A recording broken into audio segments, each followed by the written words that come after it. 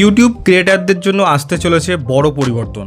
আপনি কি জানেন এতদিন ইউটিউব থেকে অ্যাড রেভিনিউ পাওয়ার জন্য যেখানে 4000 ঘন্টা ওয়াচ টাইম প্রয়োজন ছিল, ভবিষ্যতে সেই রিকোয়ারমেন্ট বেড়ে হতে চলেছে 8000 ঘন্টা। শুধু ওয়াচ টাইম নয়, শর্ট ক্রিয়েটারদের ক্ষেত্রেও ভিউয়ের রিকোয়ারমেন্ট বাড়তে পারে। কিন্তু প্রশ্ন হচ্ছে, এই নতুন নিয়ম কবে থেকে চালু হবে, কারা এর আওতায় পড়বেন, যাদের ইতিমধ্যে মনিটাইজেশন আছে তাদের কি হবে, আর সবচেয়ে গুরুত্বপূর্ণ নতুন ইউটিউবারদের এখন কি করা উচিত। আজকের ভিডিওতে সবকিছু সহজ ভাষায় বিস্তারিত জানাবো, ভিডিওটি পুরোটা দেখুন। প্রথমেই সবচেয়ে গুরুত্বপূর্ণ খবর, বর্তমানে ইউটিউবের অফিসিয়াল অ্যাপ এলিজিবিলিটি অনুযায়ী অ্যাড রেভিনিউয়ের জন্য প্রয়োজন 1000 সাবস্ক্রাইবার্স প্লাস 12 মাসে 4000 ঘন্টা ওয়াচ টাইম, অথবা 1000 সাবস্ক্রাইবার প্লাস গত 90 দিনে 10 million valid public short views. YouTube official help সেন্টারে বর্তমানে এইটি দেওয়া আছে, কিন্তু নতুন রিপোর্ট অনুযায়ী 1 ফেব্রুয়ারি 2027 থেকে ইউটিউব পার্টনার প্রোগ্রামের রিকোয়ারমেন্ট আরও কঠিন হবে। তখন প্রয়োজন হবে 1000 সাবস্ক্রাইবার প্লাস 8000 ঘন্টা ওয়াচ টাইম, অথবা 90 দিনে 20 মিলিয়ন শর্ট ভিউজ। অর্থাৎ লং ফর্ম ক্রিয়েটারদের ক্ষেত্রে ওয়াচ টাইম রিকোয়ারমেন্ট প্রায় দ্বিগুণ হয়ে যাবে।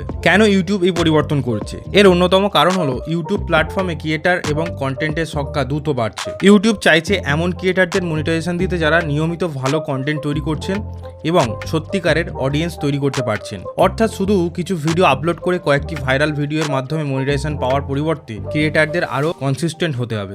এছাড়া ইউটিউব এখন কোয়ালিটি, অরিজিনালিটি এবং অডিয়েন্স এঙ্গেজমেন্টের উপরে আরও বেশি গুরুত্ব দিচ্ছে। 8000 ঘন্টা ওয়াচ টাইম মানে কত? এখানে একটা বিষয় বুঝে নেওয়া খুব জরুরি। 8000 ঘন্টা মানে হলো 8000 ইন্টু 60, 4,80,000 মিনিট ওয়াচ টাইম। অর্থাৎ আপনার দর্শকরা আপনার পাবলিক লং ফর্ম ভিডিওস মিলিয়ে প্রায় 4,80,000 মিনিট দেখতে হবে। ধরুন আপনার একটি ভিডিওর অ্যাভারেজ ওয়াচ টাইম 5 মিনিট, তাহলে 8000 ঘন্টা পেতে আনুমানিক 4,80,000কে 5 দিয়ে ডিভাইডেড করলে 96,000 ভিউজ এর মতো ভিউর প্রয়োজন হতে পারে। অবশ্য বাস্তবে আপনার ভিডিওগুলোর এভারেজ ওয়াচ ডিউরেশন অনুযায়ী এই সংখ্যা অনেক কম বা বেশি হতে পারে। শর্টসের ক্ষেত্রে কি হবে? শর্টস ক্রিয়েটারদের জন্য বড় পরিবর্তনের কথা বলা হচ্ছে। বর্তমানে 90 দিনে 10 মিলিয়ন পাবলিক শর্ট ভিউজ আছে।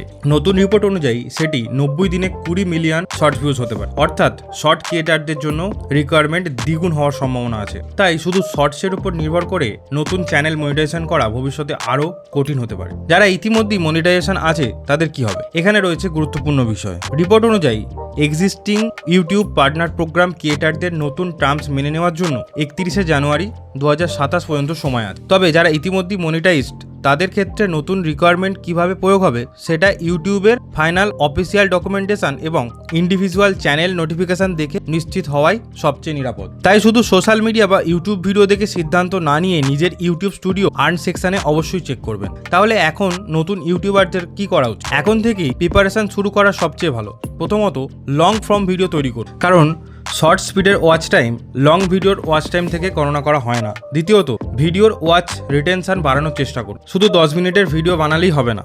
দর্শক যদি প্রথম 30 সেকেন্ডেই ভিডিও বন্ধ করে দেয় তাহলে ওয়াচ টাইম বাড়বে না। তাই ভিডিওর শুরুতেই এমন হুক দিন যাতে দর্শকরা আপনার ভিডিওতে থেকে যায়। তৃতীয়ত, কনসিস্টেন্সি। 1 মাসে 10টা ভিডিও আপলোড করে পরের 2 মাস কিছু না করার বদলে নিয়মিত আপলোড করা অনেক বেশি গুরুত্বপূর্ণ। আপনি সপ্তাহে 2টি বা 3টি কোয়ালিটি ভিডিও আপলোড করতে পারেন, তবে কোয়ান্টিটির জন্য কোয়ালিটি নষ্ট করবেন না। 4 নম্বর, অরিজিনাল কন্টেন্ট। অন্যের ভিডিও ডাউনলোড করে আপলোড করা বা সামান্য এডিট করে আবার আপলোড করা বা এআই দিয়ে তৈরি রিপিটেটিভ কন্টেন্টের উপর নির্ভর করে মনিটাইজেশনের ক্ষেত্রে সমস্যা হতে পারে। ইউটিউবের মনিটাইজেশন পলিসিস মেনে নিজের ভয়েস, নিজের অ্যানালাইসিস এবং এডিটিং এবং অরিজিনাল ভ্যালু যোগ করুন। বিশেষ করে আমার মতো টেক নিউজ চ্যানেল হলে শুধু খবর পড়ে শোনানোর পরিবর্তে খবরের সঙ্গে নিজের কম্পারিজন এবং অ্যানালাইসিস যোগ করুন। এখন সবাই 8000 ঘন্টা শুনে ভয় পাচ্ছে।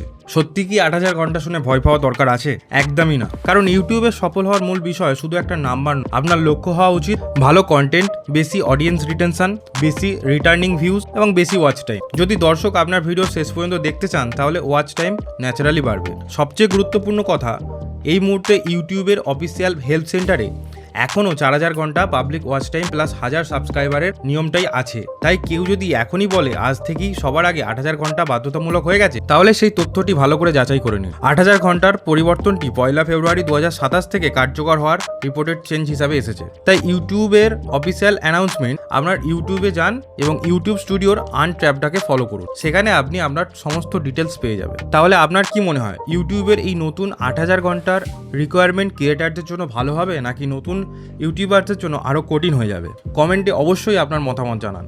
আর আপনি যদি ইউটিউব চ্যানেল নিয়ে নিয়মিত টেক নিউজ, মনিটাইজেশন আপডেট এবং নতুন ইউটিউব ফিচার্সের সম্বন্ধে জানতে চান, তাহলে আজই চ্যানেলটি সাবস্ক্রাইব করুন। ভিডিওটি ভালো লাগলে লাইক, কমেন্ট, শেয়ার করবেন।